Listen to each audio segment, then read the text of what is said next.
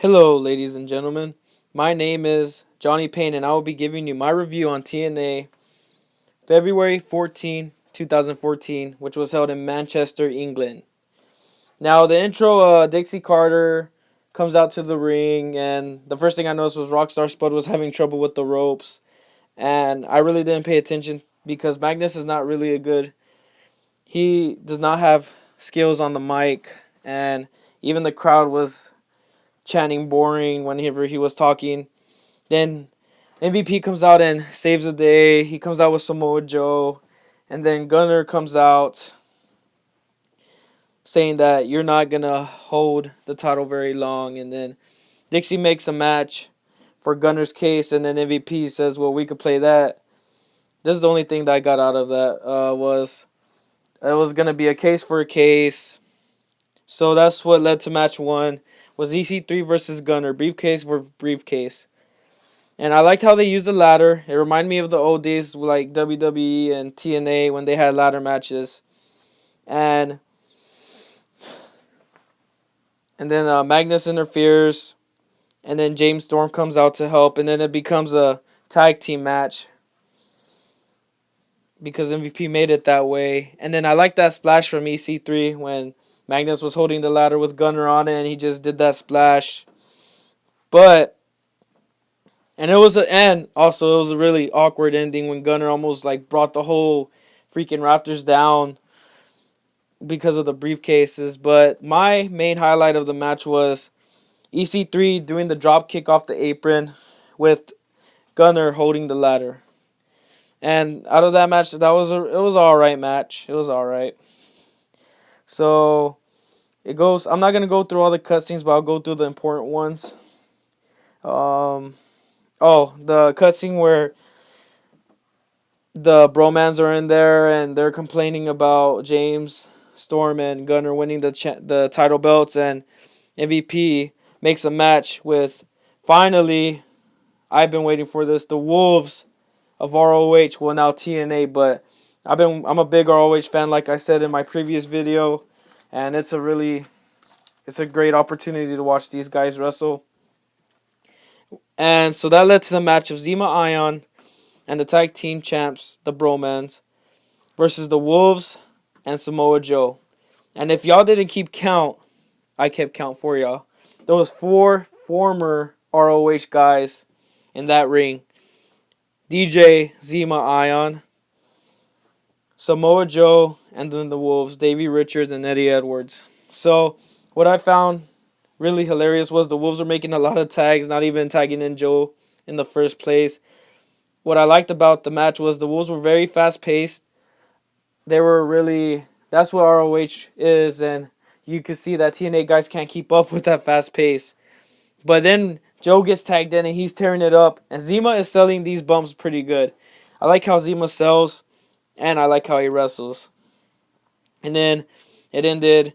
Joe chokes out Zema, and that's how they win the match. But my highlight of that match was the Wolves double team dive when they dived out of the ring. I mean, really wasn't much to choose from out of that match, but it was a good first start for the Wolves, in my opinion. It's just, 3 versus 3. It's not going to be a really good match because everybody has to get in and do all the stuff that they need to do to get some camera time and some ring time. So then one of the matches made that night was Dixie Carter was talking to Velvet Sky, and Velvet wanted out of the match of Chris Sabin, and I want to say on record that Dixie Carter did not build the women's division, which that led to Spud talking stuff to MVP, and then it became MVP versus Spud. Rockstar Spud. So then it goes to Abyss talking, and I like the old Abyss better, and I would not imagine in a million years that Joseph Park was Abyss, because I didn't really watch. I'm not a big TNA fan, but I will watch it because they really do provide some quality matches than WWE, but lately they haven't been delivering. But I like EY's theme. Whenever he came out, it's catchy, has a beat, and they're just arguing, and they sound like a couple to me, basically Abyss and EY. Then so it was MVP versus Spud. Spud is the first thing I noticed was Spud is not buff and he's very little. Maybe he needs to change that by injecting some foreign substance. No, I'm just kidding. No, that's illegal, and he wouldn't be able to wrestle anymore. But MVP picks up a quick win. It was really a worthless match, but they want to show the MVP is really dominant in the ring. And I guess the highlight, because there wasn't really that much to choose from that match either, was MVP's finishing move. And then the cutscene about they're promoting a new wrestler named Willow. I'm curious to see what this guy is. You can already tell that he's gonna have a scary persona probably. He's gonna be weird, probably I see him as a boogeyman, but maybe more dominant. And I'm eager to see this guy because I like his persona and I like his style, and his suit. His black and white checkered suit, and I want to see what he has to offer.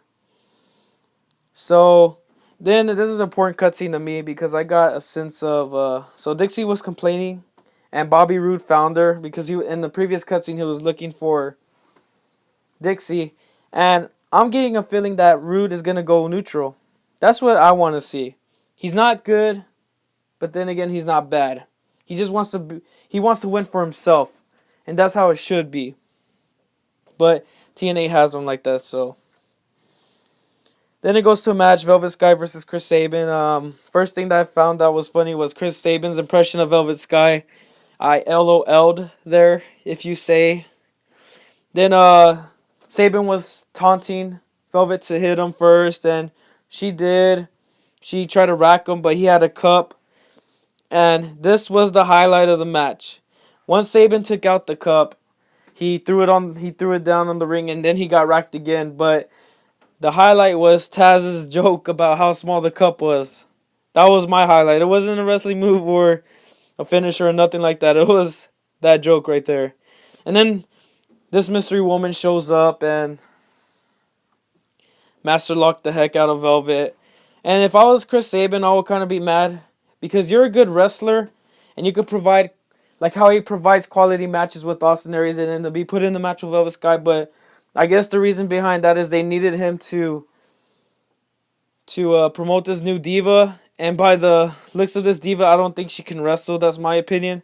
Because of all the miss. She did a kick and it really didn't connect with Velvet Sky. But she did have a mean power lock. Or not power lock. I'm sorry. Why did I say that? Master lock. I call it a master lock because I just know Chris Masters for doing that. So. And then this cutscene, I guess, is important because when I was watching TNA, I know Bully Ray was the leader of Aces and Eights. I did not know that I watched TNA in the previous week, and I was like, "What the heck is going on?" Bully is just like a weird guy, just moping around everywhere like a zombie, and he freaking creeps the heck out of me. And he's just going through Anderson's stuff, and I don't really like this persona for Bully Ray. Maybe if he was more like... he's trying to be like an AJ Styles, but AJ Styles could sell it because he was fighting for himself. And Bully's just... He's like a freaking horror character. I don't like this persona, but... that's what you gotta do, And, let me see. Then it's the main event. I know there was cutscenes I left out, guys, but... Due to time constraints... They weren't really important to me. I know Rude was leaving, but it wasn't really important. Then it's the main event. It's Bully Ray versus Mr. Anderson in the casket match. So first I noticed that Mr. Anderson's tights. Man, those were freaking cool. I don't care what you say. The skull with the microphone. I thought that was very unique design, and I would like to thank the creative people who thought of that design because that was pretty cool. You don't see that every day on wrestlers. And then, so... The first thing I noticed out of that match was the freaking coffin was so small. I don't know who would be able to fit in there, but it did prove me wrong at the end where, like, I guess Bully Ray did fit in there somehow, but not all the way. But I just realized that the coffin was so small. Not like, come on, TNA, like, you can't. You have all this money and you can't buy a bigger coffin like WWE. They go all out when they have their coffin matches. Come on. What I liked about that match is that they had good use of the chairs. There was some, I guess, not intended but intended headshots, because I noticed that I guess TNA does not do any headshots where blood comes out and everything, and but I like the headshots. And then highlight of the point was Mr. Anderson getting cut on his face by the chair. That was the highlight. Though there was actually two highlights that are recorded down. And when Mr. Anderson got messed up, he was bleeding from his nose and his eye, I believe, or maybe on a cut on his face. Bully Ray started putting the blood on his face from Mr. Anderson, and I was like, yeah, that's a savage right there. But he still freaks the heck out of me still. And then another highlight, maybe this was highlight of the night, was Mr. Anderson going through the table forcefully. Bully Ray freaking just put him down through that table, and it was good. It was good. Maybe this was a highlight of the match for y'all, but it wasn't for me. But it was still good. I had to record it down. Was that there was the mic check in the casket, and then that's which led Anderson winning. And and then the casket broke throughout the match, and I was like, come on, guys, this is the poorly constructed casket.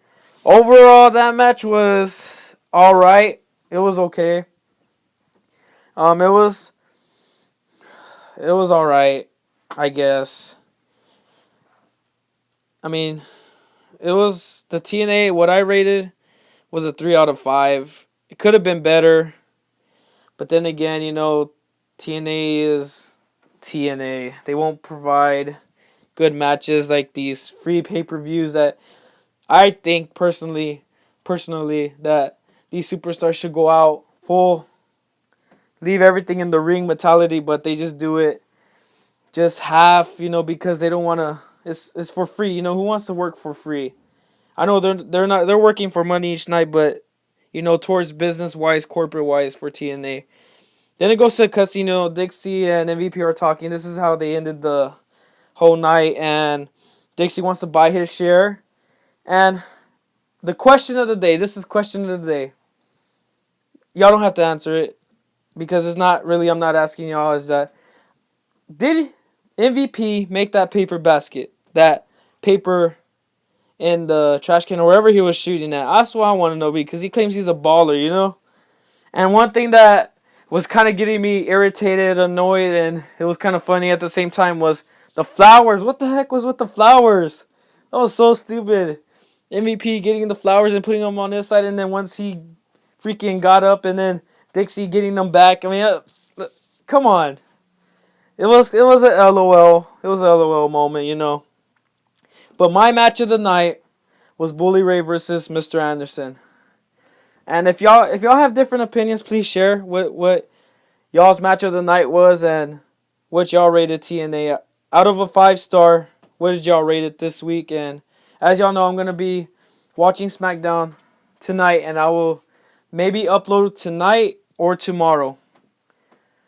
But, I got schoolwork and everything I have to work on during the weekend. I know that sucks, but, I'm really liking the series. It gives me a lot to kind of, I guess, look forward to. I like professional wrestling. How, if it's the right way, if you do it the right way of professional wrestling, not just have these boring matches. Like, ROH has some good matches. Hopefully, this Saturday, they'll provide. So, I would like to thank y'all. Like, subscribe, and tell me what y'all think in the comments. Thank you. Peace out. Bye.